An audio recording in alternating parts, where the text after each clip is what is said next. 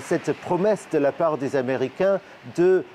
convaincre les Russes d'accepter un cessez-le-feu est interprétée en Ukraine comme un très bon signe, comme quoi peut-être qu'au final, cette administration Trump sera prête à faire quelque chose pour mettre pression sur Vladimir Poutine, qui lui fait face à une décision assez difficile, je pense, parce que les Russes en ce moment, ils ont l'avantage, ils attaquent, ils gagnent du terrain. Est-ce que c'est vraiment le moment de s'arrêter? Mais est-ce que ce serait vraiment une bonne idée pour Vladimir Poutine de refuser une initiative clairement appuyée par les Américains et qui se veut une initiative de paix? Peut-être que sa réponse dépendra en fait de ce qui a été dit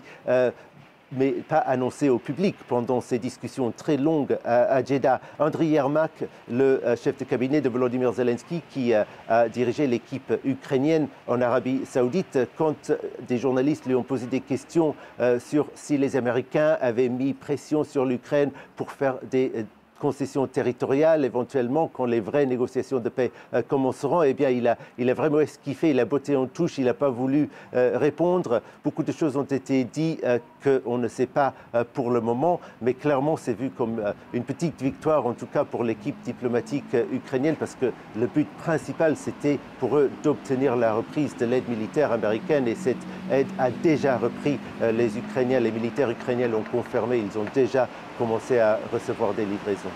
Et puis pendant ce temps-là, Gulliver, brièvement, les frappes russes, elles se poursuivent toujours en Ukraine. Oui, notamment à Odessa hier soir, où une frappe balistique a tué 4 membres de l'équipage d'un navire grec qui était en train de charger du grain pour l'exporter vers l'Algérie. Les experts ukrainiens craignent que la Russie